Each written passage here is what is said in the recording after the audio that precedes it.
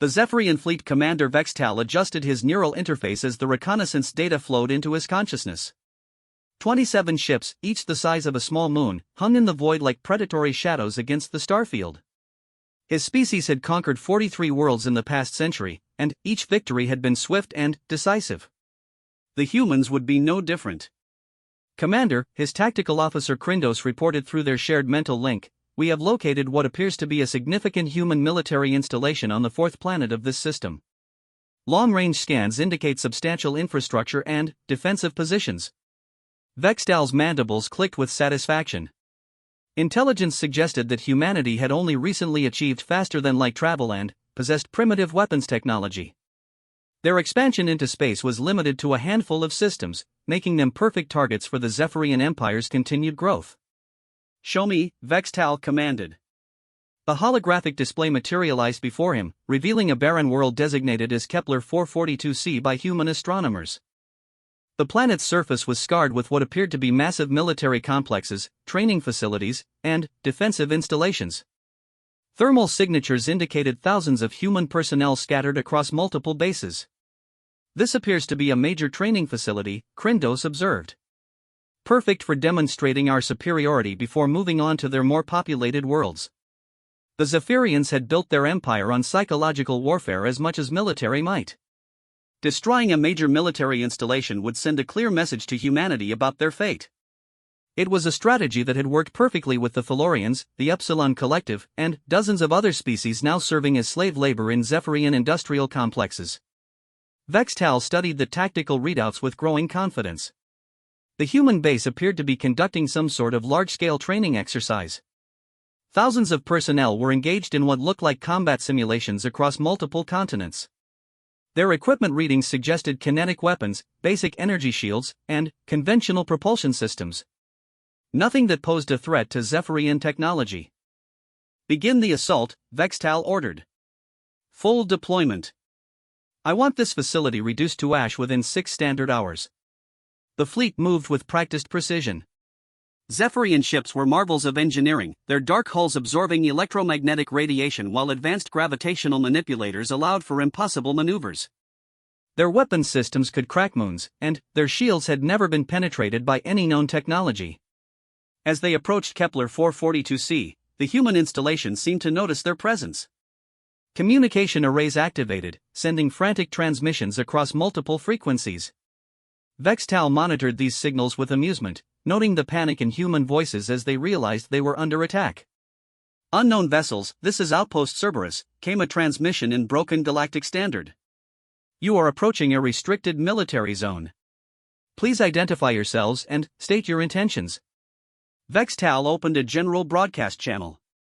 His translator unit converted his words into crude human language. "I am Commander Vextal of the Zephyrian Empire. Your species is now under our dominion. Surrender immediately, and your deaths will be quick." The response surprised him. Instead of immediate capitulation or desperate pleading, there was a long pause before a different human voice responded. This one spoke with what sounded almost like amusement. "Zephyrian Empire, this is General Sarachan, commanding officer of Cerberus Station. I'm afraid we're going to have to decline your generous offer. In fact, I think you've just made a rather significant mistake." Vextal's confusion lasted only a moment before his tactical displays lit up with warnings. The primitive human installation was suddenly bristling with weapons systems that hadn't been there moments before. Massive railguns emerged from hidden positions, their targeting systems locking onto his ships with impossible precision. "Impossible," Kryndos whispered. "Those weapon signatures, they're beyond anything in our intelligence reports."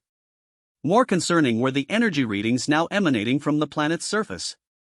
What had appeared to be simple training facilities were revealing themselves as something far more sophisticated. Underground complexes were powering up, their energy signatures rivaling those of Zephyrian battlecruisers. "Evasive maneuvers," Vextal commanded, but it was already too late. The first salvo from Cerberus Station defied everything the Zephyrians understood about human technology. Massive projectiles, accelerated to significant fractions of light speed, tore through space with devastating accuracy. 3 Zephyrian destroyers simply ceased to exist, their shields and armor offering no more protection than tissue paper. The railgun rounds were followed by something even more terrifying. Beams of coherent energy, far more advanced than anything in Zephyrian arsenals, reached across space to slice through ship hulls like they were made of butter. The energy weapons operated on principles that Vextal's science officers couldn't even begin to understand. Shields at 30%, his engineering officer reported. Hull breaches on decks 7 through 12. How are they penetrating our defenses? But the weapons fire was only the beginning. As Vextal watched in growing horror, the space around Kepler 442c began to fill with human vessels that hadn't been there moments before. Ships materialized from what appeared to be empty space, their stealth technology so advanced that Zephyrian sensors had completely failed to detect them. These weren't the primitive human ships from their intelligence reports. These vessels moved with fluid grace, their hulls rippling with what looked like living metal. They were smaller than Zephyrian ships but moved with impossible speed and agility, darting between railgun rounds and energy beams like dancers performing an elaborate routine. Where did they come from? Kryndos demanded. Our deep space sensors showed nothing. The answer came in the form of a new transmission from the planet's surface. General Chen's voice carried a tone of professional satisfaction that chilled Vextal to his core. Welcome to Exercise Iron Gauntlet, she announced. You've just wandered into the most comprehensive military training program in human space. What you're seeing isn't our frontier defense force. It's our training academy. The implications hit Vextal like a physical blow. If this was a training facility, what did that say about humanity's actual military capabilities? His intelligence services had completely misunderstood the nature of human expansion into space. They hadn't encountered a primitive species taking its first steps among the stars. They had stumbled into the territory of something far more dangerous. More human ships continued to decloak around the Zephyrian fleet. Vextal counted over 100 vessels, each one demonstrating technology that should have been impossible for such a young spacefaring civilization. Their movement patterns suggested not just superior technology but tactical sophistication that rivaled or exceeded Zephyrian military doctrine. Commander, his communications officer interrupted, we're receiving multiple transmissions from across human space. It appears our attack has triggered some sort of general alert. Vextal's tactical display updated with new information that made his blood run cold. The handful of systems that humanity supposedly controlled was expanding in real time as previously hidden installations revealed themselves. What had appeared to be a small, vulnerable civilization was unveiling itself as something much larger and more capable. The human ships weren't just defending the training facility. They were studying the Zephyrian fleet, analyzing their technology and tactics with disturbing efficiency. Vextal realized that his forces were being used as live training exercises for human military personnel. Sir, Kryndos reported, his voice tight with fear, we're receiving casualty reports from across the fleet. 7 ships destroyed, 12 heavily damaged. Their weapons are unlike anything we've encountered. They seem to bypass our shields entirely. The next wave of human attacks demonstrated even more advanced capabilities. Some ships fired projectiles that seemed to phase in and out of normal space, appearing directly inside Zephyrian hulls before detonating. Others used gravitational weapons that crushed entire sections of ships by manipulating local spacetime. But, perhaps most terrifying of all were the human pilots themselves. Vextal watched in fascination and horror as individual human fighters engaged his most experienced crews in personal combat. The humans moved their ships with an intuitive understanding of three-dimensional warfare that suggested extensive training in environments far more challenging than normal space combat. They're not fighting us, he realized with growing dread. They're playing with us. General Chen's voice crackled across the communication channel again. I should probably mention that Cerberus Station specializes in training our personnel for asymmetric warfare scenarios. You know, situations where we're outnumbered by technologically sophisticated opponents who underestimate human capabilities. Your arrival has provided an excellent practical exercise for our current class of graduates. The words were spoken with the casual tone of an instructor discussing a classroom assignment, but their meaning was unmistakable. The Zephyrian Empire, terror of 43 worlds, had just become a training exercise for human military cadets. Vextal's pride warred with his growing sense of self-preservation. The Zephyrian Empire had conquered its way across the galaxy by choosing battles they could win and avoiding conflicts with truly dangerous opponents. Everything about this situation screamed danger. All ships, he commanded, prepare for immediate withdrawal. Emergency jump protocols. But, as his fleet attempted to disengage, they discovered another unpleasant surprise. The spacer on Kepler 442c had been filled with some sort of interdiction field that prevented faster-than-light travel. They were trapped in normal space with an enemy that had just demonstrated overwhelming superiority in every aspect of warfare. Jump drives are non-functional, his engineering officer reported. We're detecting massive gravitational anomalies throughout local space. Something is preventing superluminal travel. The human ships pressed their advantage with devastating efficiency. They moved in perfect coordination, their attacks timed to exploit every weakness in Zephyrian formations. It was clear that they had studied Zephyrian tactics extensively and had developed specific countermeasures for every standard Imperial strategy. What made it worse was that the humans were clearly holding back. Their attacks were devastating but precisely targeted, designed to disable rather than destroy. They were capturing Zephyrian personnel for what could only be interrogation and intelligence gathering. "Commander," came another transmission from the planet's surface, this time from a different human voice. "This is Admiral Marcus Webb, Cerberus Station Strategic Command. We're prepared to discuss terms for your fleet's surrender. I should mention that we've already dispatched messages to your home territories. Your government will be receiving some interesting information about human capabilities very soon." The threat was clear. Not only had the Zephyrians failed in their attack, but their entire strategic position had been compromised. Human intelligence had clearly been watching the Empire for some time, gathering information and preparing for exactly this type of encounter. Vextal stared at his tactical displays as more human reinforcements continued to arrive. Ships that shouldn't exist, wielding technology that defied understanding, commanded by a species that had been dismissed as primitive and harmless. He was beginning to understand that the Zephyrian Empire had just encountered something that would fundamentally change the balance of power in this region of space. The question was no longer whether they could conquer humanity. The question was whether humanity would allow the Zephyrian Empire to continue existing. The communication channel crackled once more with General Chen's voice. "Oh, and, Commander? You might be interested to know that Cerberus Station is just one of 17 similar training facilities in human space. I thought you should have that information for your reports." 17. The number hit Vextal like a physical blow. If this was what one human training facility could accomplish, what could their actual military forces do? How had his intelligence services missed something this significant? As his fleet continued to suffer losses from weapons that seemed to operate on scientific principles beyond Zephyrian understanding, Vextal realized that the Zephyrian Empire had just learned a hard lesson about the dangers of underestimating an opponent. The humans hadn't just defeated his attack. They had turned it into a learning experience for their military personnel while simultaneously demonstrating capabilities that would terrify every major power in the galaxy. In a single engagement, the balance of power had shifted in ways that would have consequences across dozens of star systems. And, somewhere in the back of his mind, a terrible thought was beginning to form.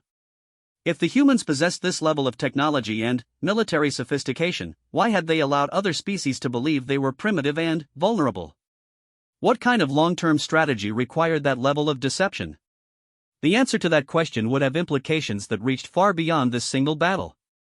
Admiral Marcus Webb stood in the primary command center of Cerberus Station, watching the tactical display with professional satisfaction. The Zephyrian fleet was in complete disarray, their ships scattered and burning while human forces maintained perfect formation around them. What had begun as an unprovoked attack on a human installation had become the most comprehensive practical examination of alien military capabilities in recent history. Status report, Webb requested from his tactical coordinator, Lieutenant Commander Sarah Kim. 17 Zephyrian vessels destroyed, 8 heavily damaged and drifting, Kim reported.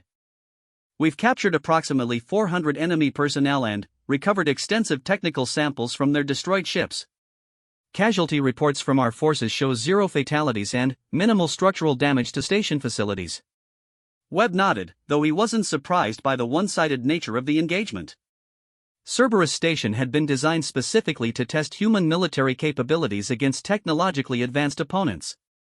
The facility's defensive systems represented the cutting edge of human engineering, powered by discoveries that most alien civilizations couldn't even comprehend. The irony wasn't lost on him. The Zephyrians had attacked what they believed was a frontier outpost, not realizing they were assaulting humanity's premier training facility for asymmetric warfare. Every weapon, every defensive system, every tactical protocol at Cerberus had been designed with one purpose in mind: preparing human forces for conflicts against supposedly superior alien technology. "Sir," his communications officer called out, "we're receiving priority transmissions from Earth Command and the outer colonies. News of the Zephyrian attack is spreading quickly through human space. Patch me through to Admiral Harrison," Webb instructed. Within moments, a holographic image of Earth's defense coordinator appeared before him. "Marcus," Admiral Harrison's voice carried a mixture of concern and anticipation. "I'm looking at preliminary reports from Cerberus. Is it true that the Zephyrians just attacked a training facility?" "Confirmed," Webb replied. "They arrived with 27 ships and demanded immediate surrender. When we declined, they opened fire on active training exercises. We responded according to Protocol 7. Harrison's expression grew grim. Protocol 7 was humanity's contingency plan for the day when their carefully maintained facade of technological primitiveness was finally challenged. Every human military installation had been preparing for this moment for decades. "How much did they see?" Harrison asked. "Everything," Webb admitted. "We couldn't maintain operational security while defending the station. They now know about our gravitational manipulation technology, our phased projectile systems, and our stealth capabilities.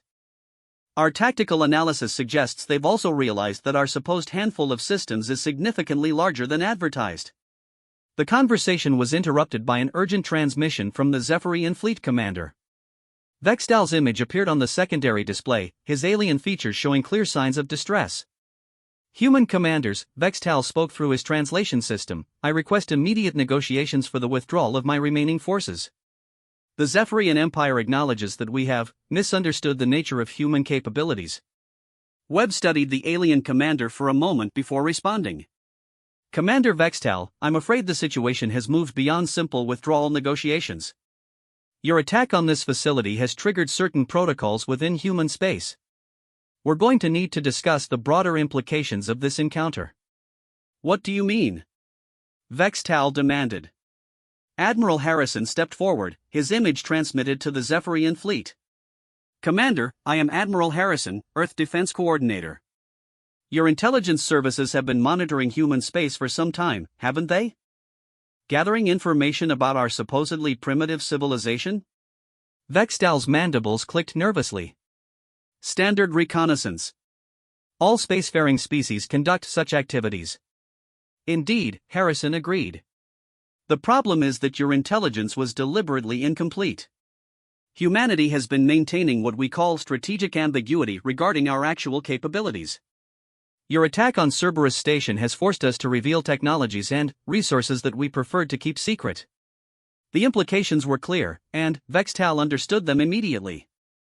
You allowed us to believe you were weak." "We allowed everyone to believe we were weak," Harrison corrected. "The galaxy is full of aggressive species who view newcomers as either threats to be eliminated or resources to be exploited. By appearing primitive and vulnerable, we avoided unnecessary conflicts while we completed our preparations."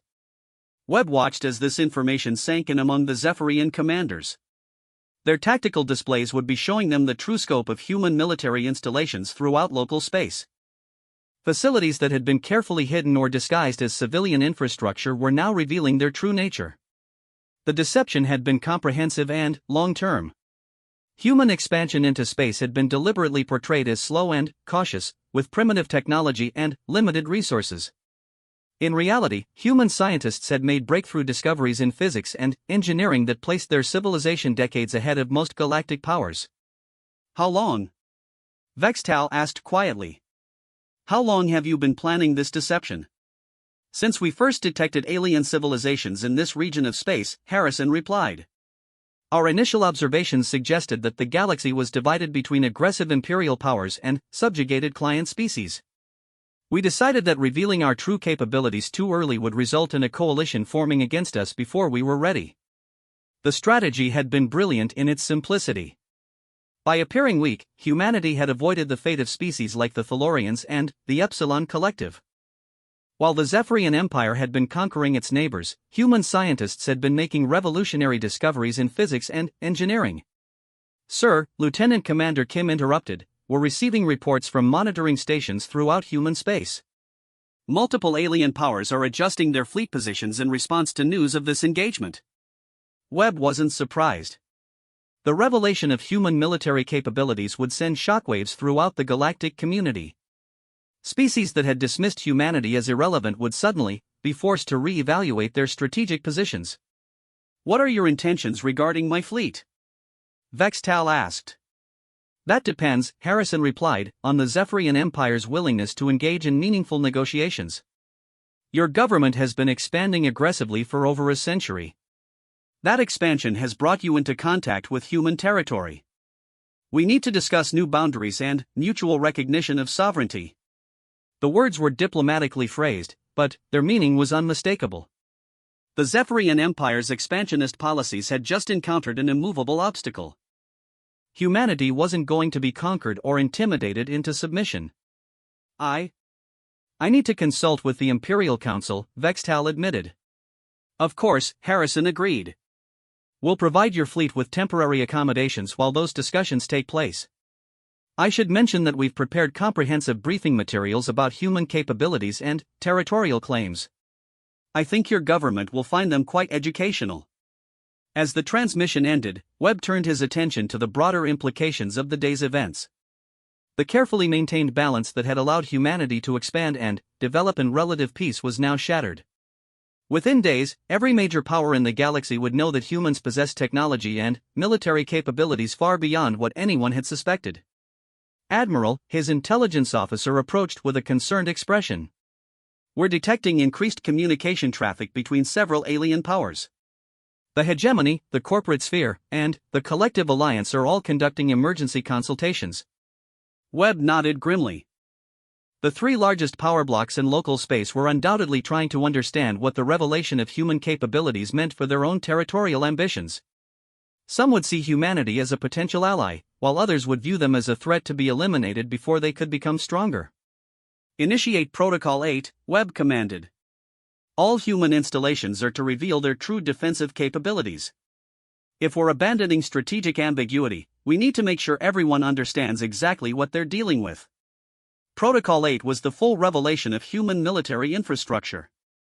Hidden bases throughout dozens of star systems would decloak, revealing the true extent of human territorial control. Weapons platforms disguised as asteroid mining operations would activate their targeting systems. Ships that had been masquerading as civilian transports would reveal their military configurations. The psychological impact would be enormous. Alien governments that had believed they understood the balance of power in local space would suddenly discover that a major new player had been operating under their noses for decades. "Sir," his tactical coordinator called out, "we're receiving a priority transmission from the Luna shipyards. Admiral Chen reports that the Titan-class vessels are ready for deployment if needed." Webb felt a moment of satisfaction. The Titan-class ships represented humanity's most advanced military technology, vessels capable of operations that would seem like magic to most alien civilizations. Their existence had been one of humanity's most closely guarded secrets. "Tell Admiral Chen to maintain readiness status but hold deployment until further notice," Webb instructed. "We want to demonstrate strength, not start a galactic war." The balance between deterrence and provocation would be crucial in the coming days. Humanity needed to make clear that they could defend themselves against any threat, while also leaving room for diplomatic solutions to emerging tensions. "Admiral Harrison," Webb contacted Earth Command again, "what's the status of Operation Looking Glass?" "All surveillance assets are active," Harrison replied. "We're monitoring every major fleet movement within 200 light-years. So far, most powers appear to be taking defensive positions while they assess the situation." Operation Looking Glass was humanity's comprehensive intelligence network throughout local space. For decades, human agents and monitoring systems had been gathering information about alien civilizations, their technology, their politics, and their military capabilities. The Zephyrian attack had just provided humanity with detailed tactical data about one of the galaxy's major military powers. "The hegemony is the immediate concern," Harrison continued. "Their territorial claims overlap significantly with our outer colonies. If they decide to test our capabilities directly, we could be looking at a major conflict. Webb studied the tactical displays showing alien fleet movements throughout local space. The next few days would be crucial in determining whether the revelation of human capabilities led to a new era of galactic stability or a devastating war involving multiple civilizations. "Sir," another communications officer called out, "we're receiving a transmission from Zephyrian High Command. They're requesting immediate negotiations at the highest level." "Route it through Earth Command," Webb instructed. The Zephyrian Empire's response to their military defeat would set the tone for how other powers approached humanity. If the Zephyrians could be convinced to negotiate rather than seek revenge, it might encourage other species to pursue diplomatic solutions. As he watched the final Zephyrian ships being escorted to temporary holding positions, Webb reflected on the magnitude of what had just occurred. In a single day, humanity had abandoned decades of carefully maintained deception and revealed itself as a major galactic power. The consequences of that revelation were still unfolding, but one thing was certain: the galaxy would never again underestimate the species from a small blue planet on the edge of what had once been considered empty space. 3 days after the Cerberus Station incident, the emergency session of the Galactic Powers Assembly convened on the neutral station of Harmony Prime. Representatives from 17 major civilizations gathered in the Great Assembly Hall, each delegation struggling to process the implications of humanity's sudden revelation as a major galactic power. Ambassador Elena Vasquez represented humanity at the assembly, her calm demeanor masking the intensity of preparation that had gone into this moment. Behind her sat a team of human diplomats, scientists, and military advisors, each ready to address the questions and concerns that would inevitably arise from the galaxy's power brokers. The hegemony's representative, Prime Minister Kethvar, opened the session with barely concealed hostility. His species, the Korth, had built their dominion through military conquest and technological superiority. The revelation that humans possessed advanced capabilities threatened their entire strategic worldview. "We demand an explanation," Kethvar declared, his translated words carrying the weight of authority. "How long has humanity been deceiving the galactic community about their true nature? What other secrets are you hiding?" Ambassador Vasquez stood slowly, her movements deliberate and confident. The months of preparation for this day had included extensive psychological profiling of every major galactic leader. She knew exactly how to present humanity's position in terms that each species would understand and respect. "Prime Minister Kethvar," she began, her voice carrying clearly through the Assembly's translation systems, "humanity has never lied about our capabilities. We simply haven't volunteered information that wasn't requested. When our first exploration vessels encountered alien civilizations, we observed a galaxy dominated by aggressive expansionist powers. We made a strategic decision to develop our capabilities before announcing our presence." The corporate sphere's delegate, Executive Director Zixon, leaned forward with obvious concern. His species, the Valdras, had built their power through economic manipulation and resource control. Military conflict was expensive and disruptive to profitable operations.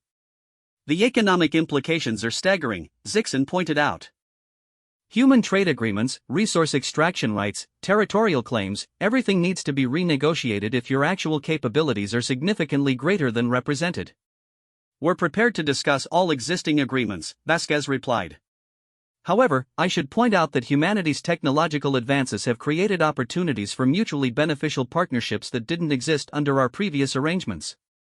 She activated a holographic display that showed detailed technical specifications for several human innovations. Gravitational manipulation technology, advanced materials science, and breakthrough discoveries in quantum physics represented potential benefits for species willing to engage in cooperative relationships with humanity. The Collective Alliance's speaker, Coordinator Thello SS, represented a group of smaller species that had banded together for mutual protection against larger powers.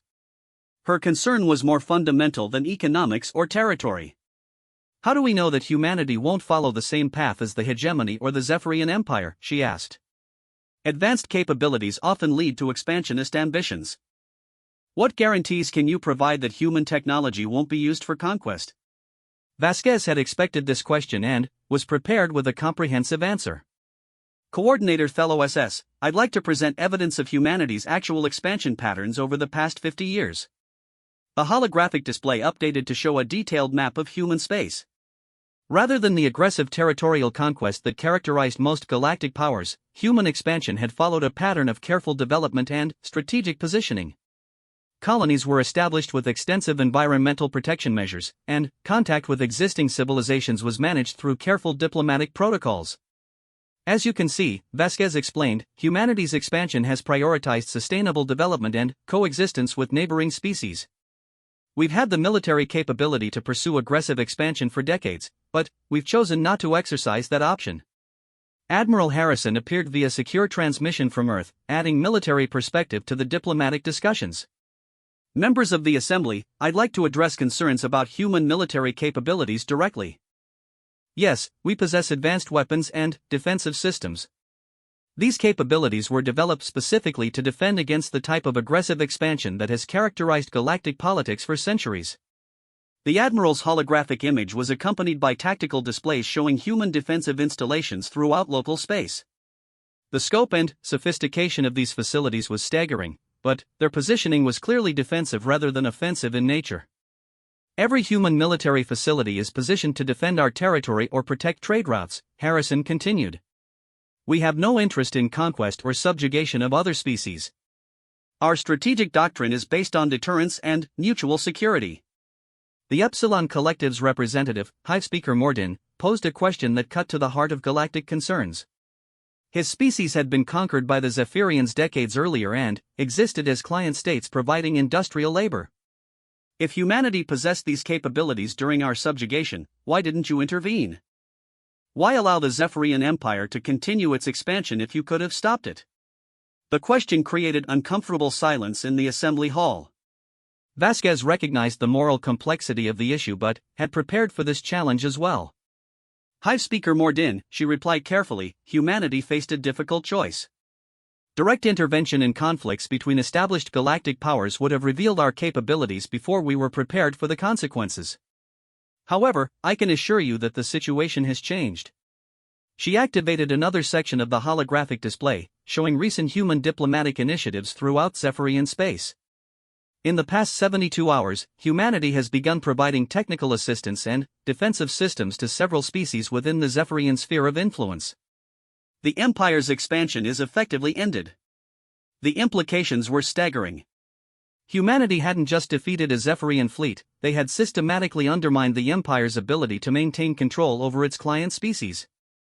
The revelation suggested a level of strategic planning and capability that exceeded even the most pessimistic alien estimates. Prime Minister Kefbar's response was predictably hostile. You're describing the systematic destabilization of galactic power structures. The hegemony cannot accept this level of interference in established territorial arrangements. Admiral Harrison's image shifted to address the hegemony directly. Prime Minister, I think there's been a misunderstanding about humanity's intentions. We're not destabilizing existing power structures. We're offering an alternative to the cycle of conquest and subjugation that has characterized galactic politics. The Admiral's words were accompanied by detailed proposals for mutual security arrangements, technology sharing agreements, and cooperative exploration programs. The scope and sophistication of these proposals suggested that humanity had been planning this moment for decades. We're proposing a new model for galactic civilization, Harrison continued. One based on voluntary cooperation rather than forced submission. Species that choose to participate in this framework will benefit from advanced technology and mutual security guarantees. Those that prefer traditional territorial expansion will find that option significantly more difficult than it has been in the past. The threat was diplomatically phrased but unmistakable. Humanity possessed the capability to defend any species that chose cooperation over conquest, effectively ending the era of aggressive expansion that had defined galactic politics. Executive Director Zixon raised a practical concern that many delegates were considering. The economic disruption of such a fundamental change would be enormous. Established trade relationships, resource extraction agreements, industrial production, everything would need to be restructured. Which is why we're proposing a gradual transition period, Vasquez replied. Humanity is prepared to provide technical assistance and economic support to help species adapt to new arrangements. We're not interested in causing widespread disruption, but we are committed to ending the cycle of aggressive expansion that has prevented genuine galactic civilization. The session continued for hours as delegates struggled with the implications of humanity's revelations. Species that had built their power through military conquest found themselves facing obsolescence, while smaller civilizations saw unprecedented opportunities for genuine independence and development. As the formal session concluded, private negotiations began between individual species and the human delegation. The Valdres were immediately interested in technology sharing agreements that could revolutionize their economic capabilities. Several smaller species from the Collective Alliance requested security guarantees and defensive assistance. Even some members of the hegemony's client species began reaching out through back channels, exploring the possibility of alternative arrangements that didn't require submission to Korth military authority. Ambassador Vasquez found herself in the unique position of reshaping galactic politics through carefully structured diplomatic agreements. Each conversation represented another step toward the new model of galactic civilization that humanity had been planning for decades. The most significant development came from an unexpected source. Commander Vextal, the Zephyrian officer whose attack had triggered the current crisis, requested a private meeting with the human delegation. Ambassador, Vextal spoke through his translator, his demeanor vastly different from the arrogant confidence he had displayed at Cerberus Station. "I've been authorized by the Imperial Council to discuss potential arrangements between the Zephyrian Empire and humanity." The meeting represented a fundamental shift in galactic power structures. The Zephyrian Empire, terror of 43 worlds, was seeking accommodation with a species they had attacked less than a week earlier. "What kind of arrangements?" Vasquez asked. "The Empire is prepared to acknowledge human territorial claims and enter into mutual non-aggression agreements," Vextal replied. "In exchange, we request access to human defensive technologies that could help us maintain security without requiring continued expansion." The proposal was remarkable for what it represented. The Zephyrian Empire was essentially requesting assistance in transitioning from an aggressive expansionist power to a stable territorial state. It was exactly the kind of transformation that humanity had hoped to encourage throughout the galaxy. "We're certainly willing to discuss such arrangements," Vasquez agreed. However, any agreement would need to include provisions for the independence of species currently under Zephyrian control. The negotiations that followed would reshape the political landscape of local space. Within days, multiple species would declare independence from imperial control, backed by human security guarantees and defensive assistance. The era of aggressive expansion was ending, replaced by a new model of voluntary cooperation and mutual benefit. As Ambassador Vasquez watched the final delegates leave Harmony Prime, she reflected on the magnitude of what had been accomplished. Humanity had not just revealed their hidden capabilities, they had used those revelations to fundamentally transform galactic civilization. The species that had spent decades hiding their true strength from aggressive neighbors had emerged as the architects of a new era of galactic peace and cooperation. The attack on a single training facility had triggered changes that would benefit countless civilizations throughout local space. 6 months after the Cerberus Station incident, Dr. Sarah Mitchell stood in the observation deck of humanity's newest diplomatic facility, Unity Station, watching the most remarkable sight in galactic history. Ships from 17 different species moved in careful coordination.